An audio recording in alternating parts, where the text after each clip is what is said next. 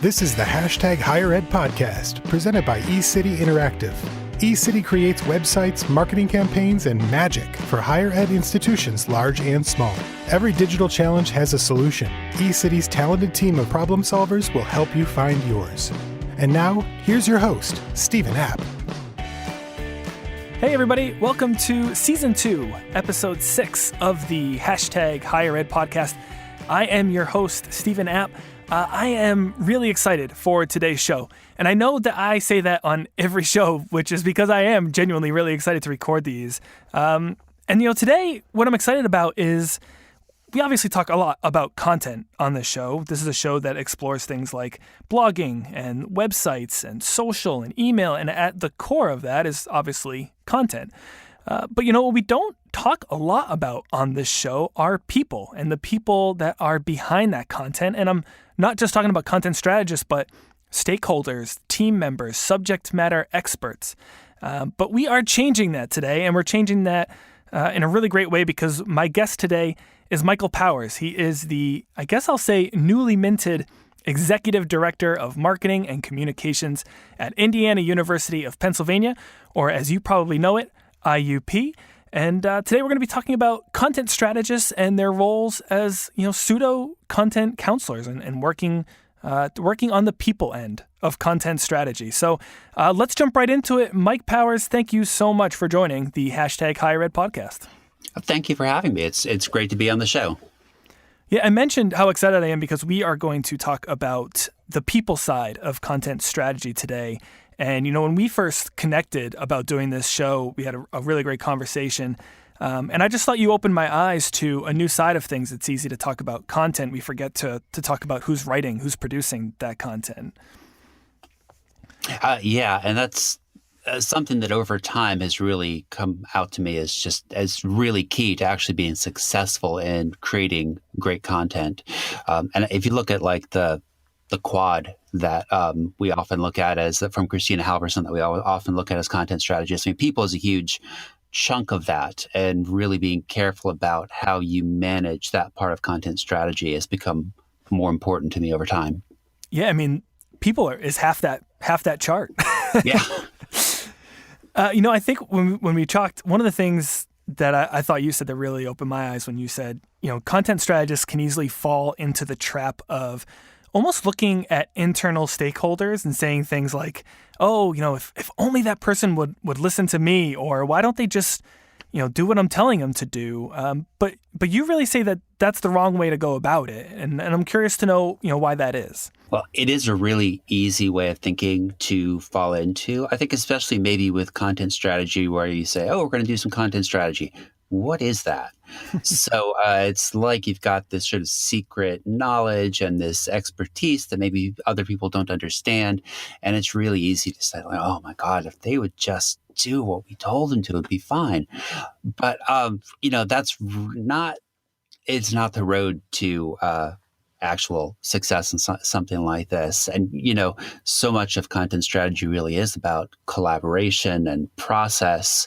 The way I like to think about it is collaboration before conformance. So it's easy to fall into that conformance mindset. We've got a style guide, we've got tone and voice guidelines. This is how you do it.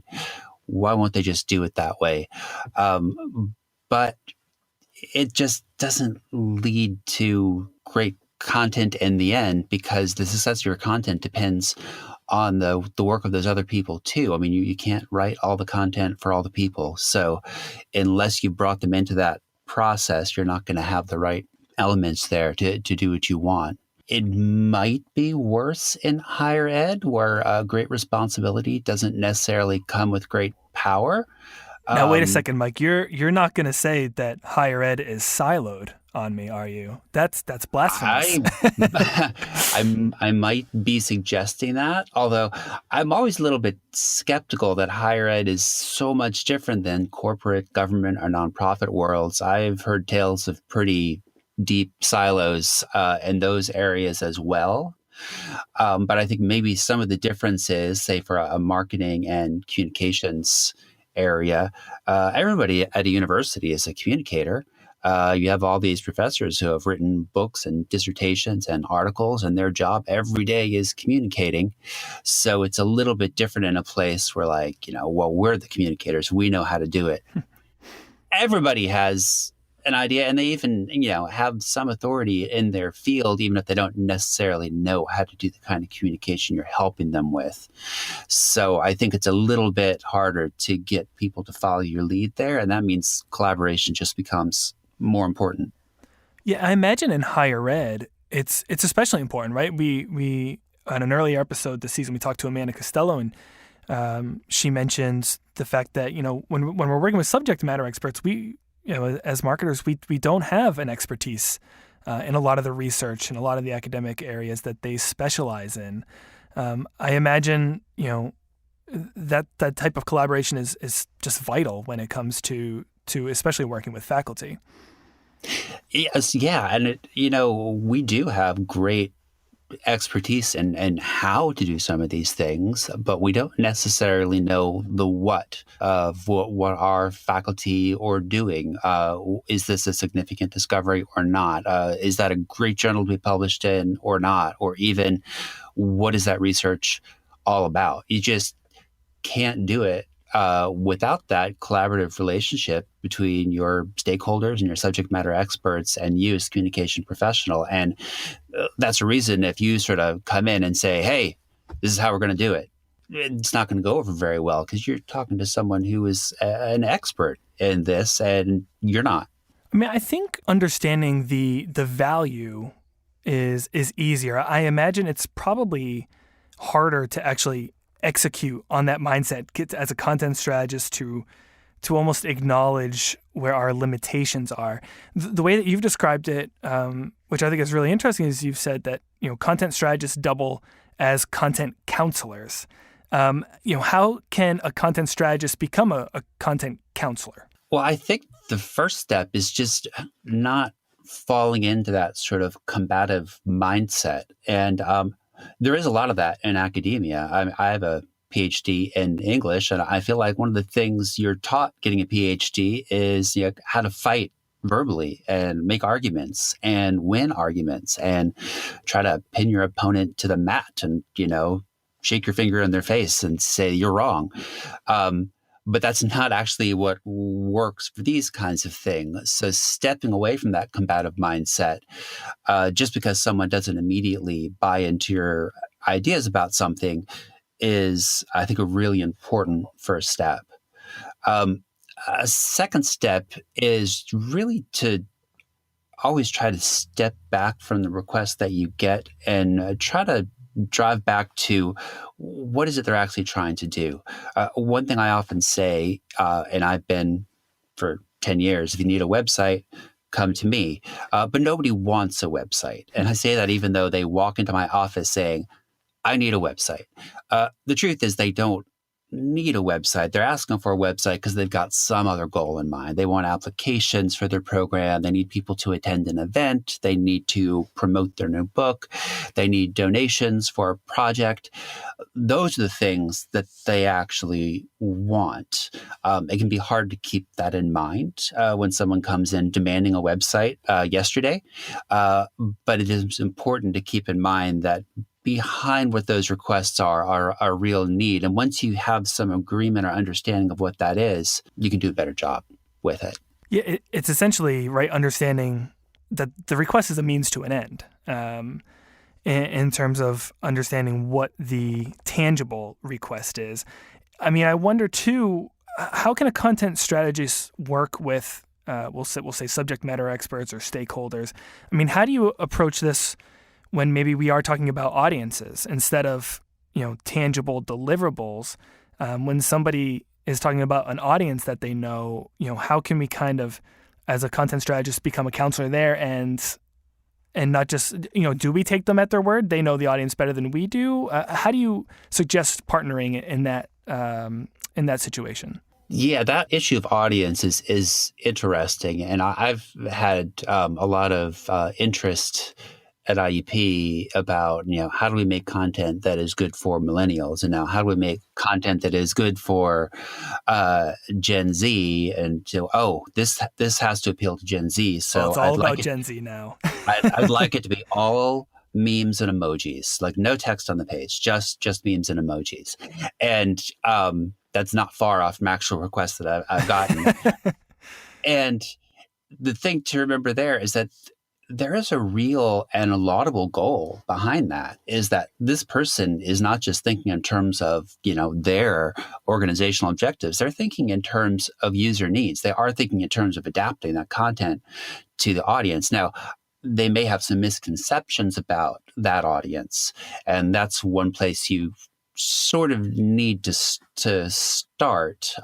If you have existing research about your audience that you can share, that's really helpful. I mean, things like the Noel Levitz, I guess it's Ruffalo Noel Levitz surveys, are really great research, and they often, put the lie to some things that people think they know about, like, they don't use email at all, or they're all off Facebook. And there's some truth to those things, but trying to bring it back to some real factual data can help. But I'd also just say, hey, we're both sitting here trying to take this content and make it work for this audience, and that's really a big step for a lot of people. Talking earlier, you mentioned a lot of times as a marketer, somebody will come to you and they'll say, "I need a website." That's the request, and I think even when it comes to what goes on the website, right? Like, everyone has had someone knock on their door and hand them a Word document and say, put this on the website. I know that in your role, you push back on that at IUP. I'm curious to know how you push back on that practice, and what others can learn from the tactics that you take in terms of making it a collaborative process. Sure. And I do really try not to think of it as pushing back, because again, once you're pushing back, you're again into that sort of combative kind of situation there. And what you're really looking for is that collaboration. And one of the things I decided to do a while ago is this, if I have the opportunity to set the agenda for a meeting, there's no reason why that meeting just has to be people sitting around a conference table talking to each other.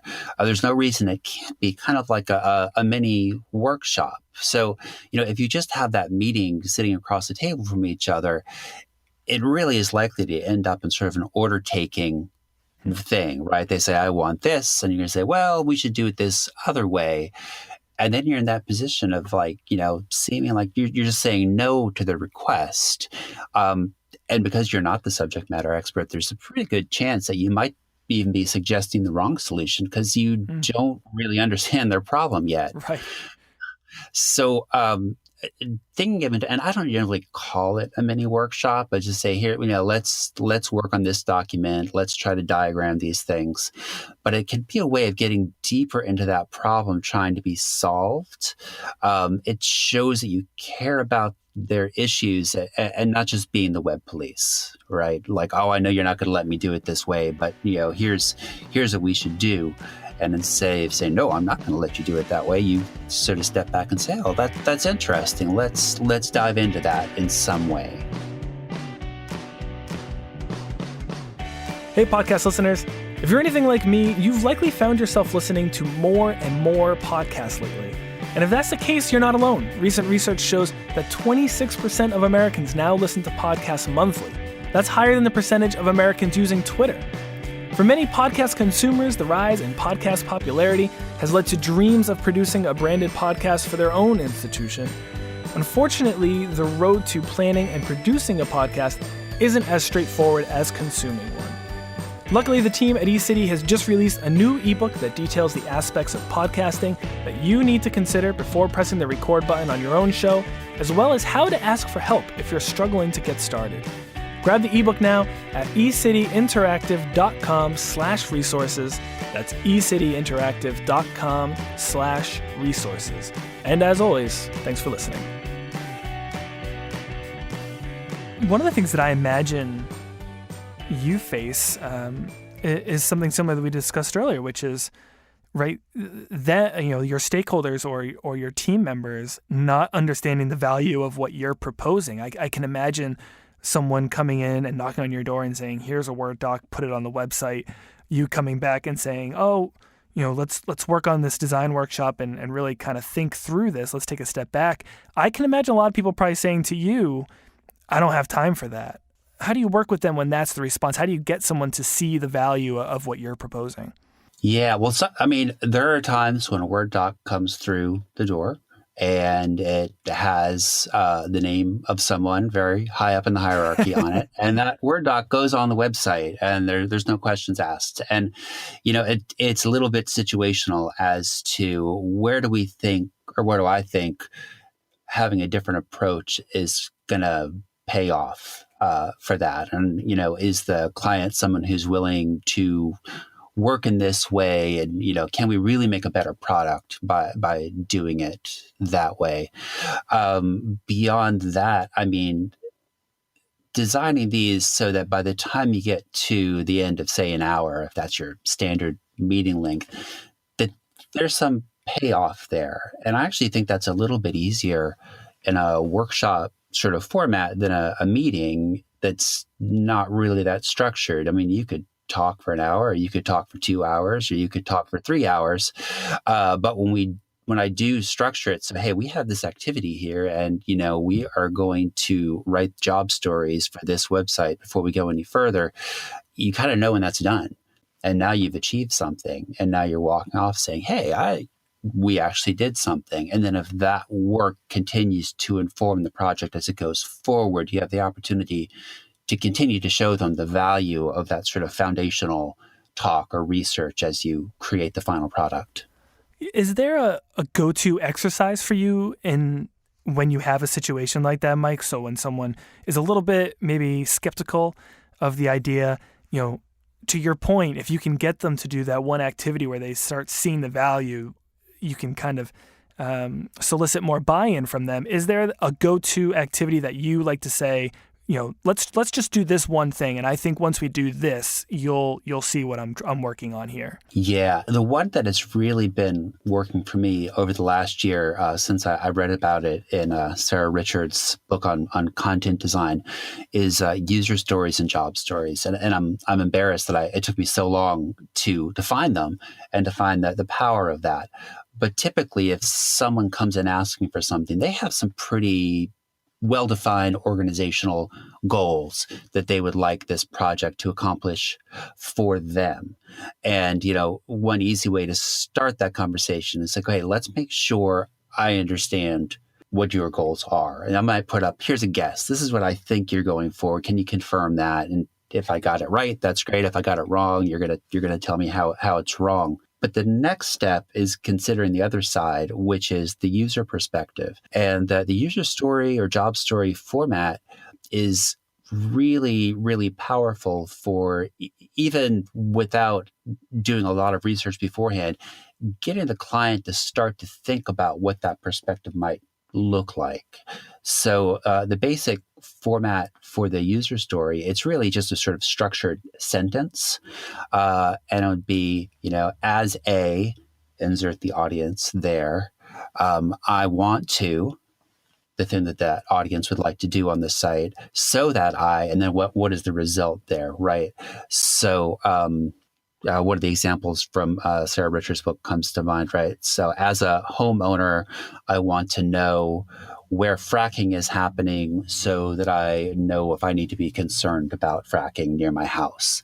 That little bit of structure goes a long way toward structuring that conversation. And if you work on that for 45 minutes, it's usually not hard to get 3, 4, 5, just a couple key job stories or user stories out there. That really provides a key for the rest of the project, because then you can go back to the goals and say, okay, you're trying to explain to people why fracking is completely safe, while your audience is really worried about what's going to be happening to them, and their house. So it really starts to put them in that mindset of, we need to balance our goals with our users' needs, and that that can set off a really good tone for the rest of that project. Yeah, I imagine it's probably not uncommon for that perspective when someone goes through that exercise versus the original goals they've set out, for them to take a step back and say, oh, these don't align. Right. Or if sometimes they don't align, and that there's not much that can be done about that, but at least starts to suggest how we might start to structure the project to help with that to some extent. If you get buy-in after that exercise, I'm curious, are there other exercises that you might suggest to colleagues who are looking to mimic these design workshops? Yeah, I mean, and I don't think any of this none of this is original to me.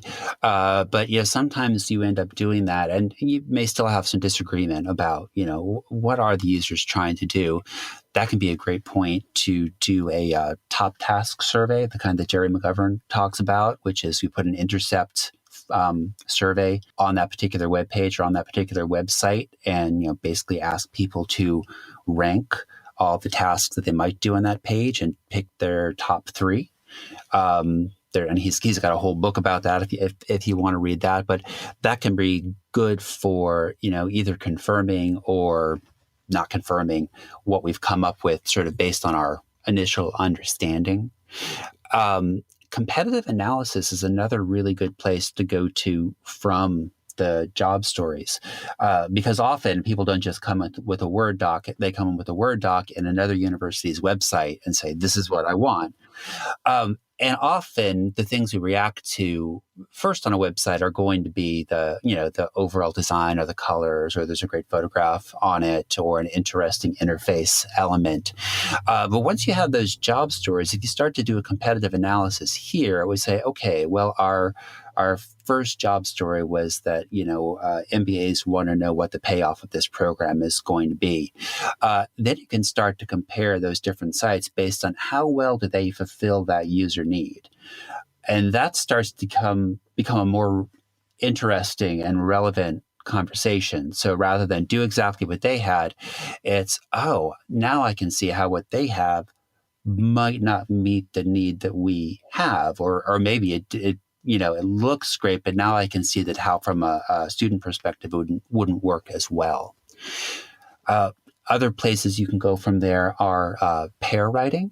Now that can be a really lengthy process, right? And pair writing is just 2 people sit, one computer, and take turns writing in. If you have a big screen, that's a big help. What I've found is that we can do a page or 2 that way, but after that, we often have enough of an understanding that a writer can sort of go on from there and continue in the same fashion. And another approach that you could use in pair with job stories, or even maybe as an alternative, is to do a content strategy Mad Lib. Oh, see, now we're talking. Now this sounds a lot of fun. Yeah, and I believe that it's Sarah Wachter-Bottcher invented it, and then Megan Casey put it in her book. But I guess I just said that on the air. So I don't know where it came from exactly, but I learned it from both of them. It is a fun thing, and it's something that people don't expect walking into a meeting. And you basically have a sentence there that says, I wish I could remember the sentence off the top of my head, but on our website, we needed to fulfill business goal and business goal so that our users can user goal, and they will feel this emotion and this emotion. It's a fun thing to put together, but then it's a really great document to be able to pull out as you start to look back at what happened. So, we did this workshop, and then a week or 2 later, we have some completed copy. You can take this Mad Lib, put it up against that, and say, okay, does that do what we wanted it to do? Which again helps get people away from just the emotional response. That's the wrong word for that concept. You have to say it this way, which might be a minor issue as opposed to the bigger issue about, does it actually meet the user needs and the organizational goals that we had? Okay, Mike, I know you mentioned with pair writing in particular that it can sometimes be a pretty lengthy process. If you've only got a short amount of time, I imagine you need to either focus on shorter exercises or just a smaller number of exercises.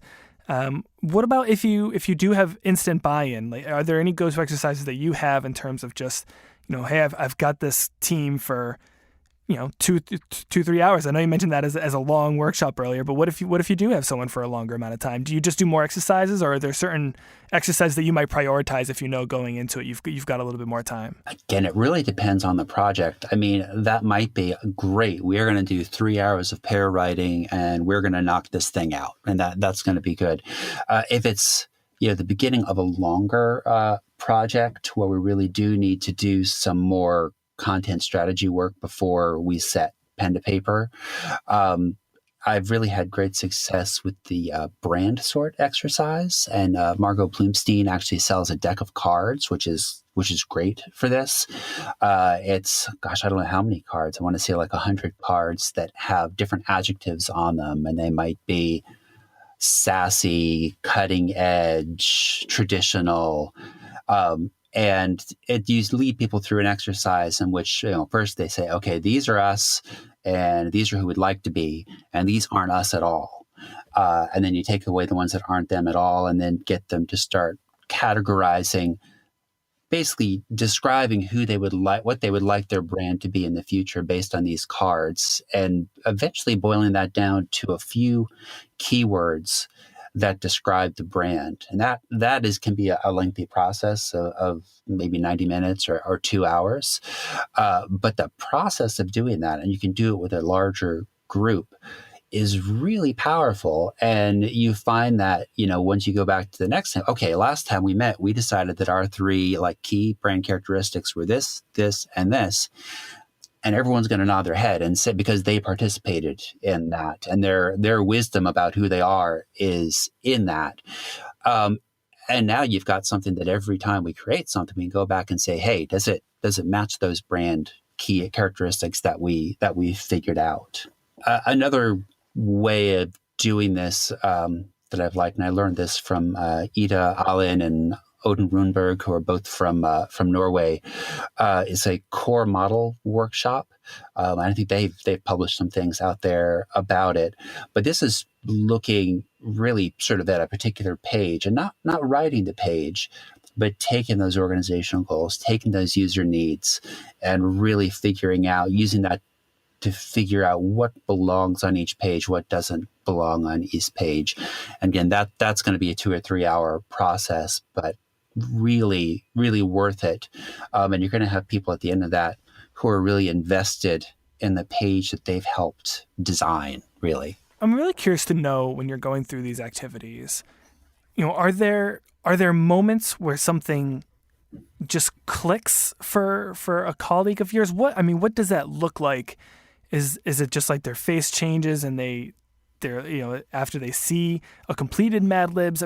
What does that look like when all of a sudden, as a content strategist, from your perspective, okay, they get it now. We can really move now. I think it's more that moving from, I thought I was here for a meeting, to they're just really involved in the activity, is when you can kind of tell that things are clicking. And that's great, because at that point, it's not like it's some trick or something. That we're now talking about what we need to be talking about, right? If you've picked the right activity, you're now doing it. You're now doing the strategizing that you need to do to create a successful product. Hey everyone, the Higher Ed podcast is part of Connect EDU, a podcast network bringing together brilliant minds in the higher ed space and breaking down silos. You can check it out at connectedu.network, where you can find great shows no matter where you work on campus, as well as resources for first-time and long-time podcasters. You can also follow along on Twitter at ConnectEDUPod and #ConnectEDU. Mike, when I do this podcast, a lot of times when I'm talking to my guests, it's really obvious what the goal is. We wanted to get more leads from our website.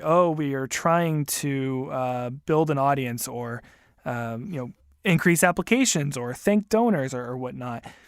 When we talk about the people processes, though, within content strategy, I imagine that success is a lot more anecdotal and a lot more personal.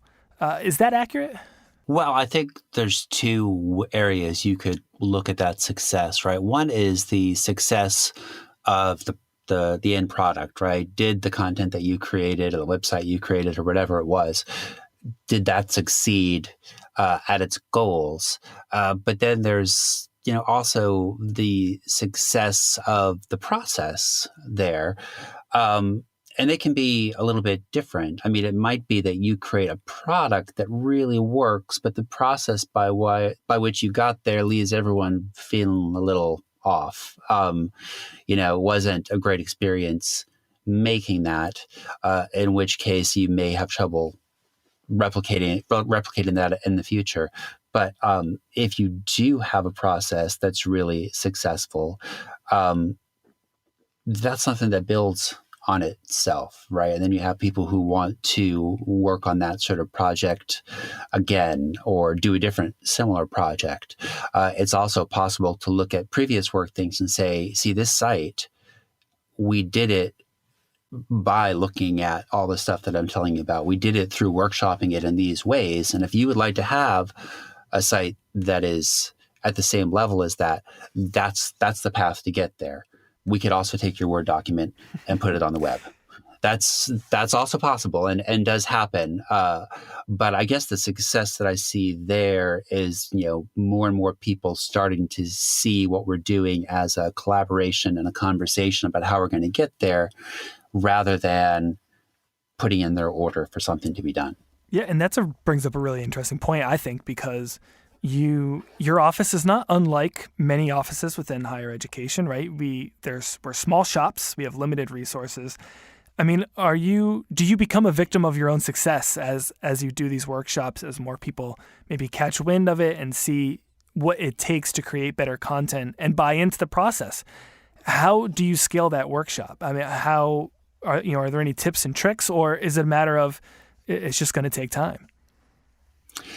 I think it is a matter of that it's just going to take time, and it starts to get into prioritization, right? There's just no way to do all the stuff that needs to be done at any university at the level we would like to do everything. Or it's always a little strategic about what we need to spend more time on and what we're going to spend less time on. So until we have unlimited resources and unlimited staff and budget to do these things, you do have to pick and choose what's going to happen. Now, to the extent that you've got a mindset of, at the very least, that when we're developing communication, we are considering both our organizational needs and the user needs and our audiences at the same time. To the extent that you can infuse that kind of thinking into the organization, that's good even for the projects that your office doesn't do personally. Hey everyone, a quick shout out to the agency that makes this show possible, eCity Interactive. I really do love coming to work every day at eCity, and that's not just because everyone shares my love of donuts, but that's really because I get to collaborate with a talented team working on everything from user experience to content and digital marketing to web design and development and a whole lot more. Our work has earned us an incredible roster of education clients, including the University of Pennsylvania, George Washington University, Petty School, Cornell, Drexel, Rutgers, and many others. So if you're looking to improve your web and digital presence and better communicate your school's story, visit us online at ecityinteractive.com and get in touch.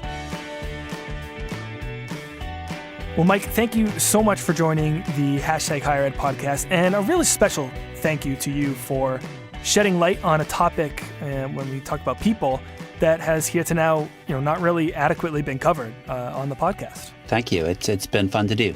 Before we let you go, a couple housekeeping matters that we do every week on the show. First of all, you've been so intelligent on this show. Where can listeners find more of your insights? Well, I am on Twitter at MJ Powers. That's MJPOWERS. You can find me on LinkedIn as well, although, as you well know, I often forget to check LinkedIn for a few days. And I do have a blog. It is at musyroom.com. The name is a nod to my previous life as a scholar of James Joyce. So it's a word from Finnegan's Wake. It's museyroom.com. I don't believe anything has been posted there since 2012. So I don't know if it's the spot to get the latest and greatest wisdom, but it is a spot. And I know, we talk about online, but offline, I believe you are heading across the pond soon. Tell us a little bit more about that. I am going to be presenting at Content Ed in London coming up in June. And I'm going to be talking about designing an effective content measurement strategy.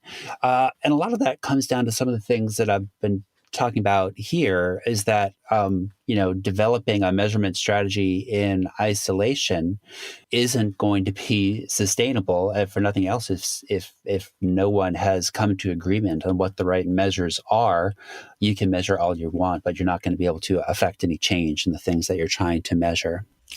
And this October, I'm going to be presenting as part of the Content/UX Academy at High Ed Web in Sacramento.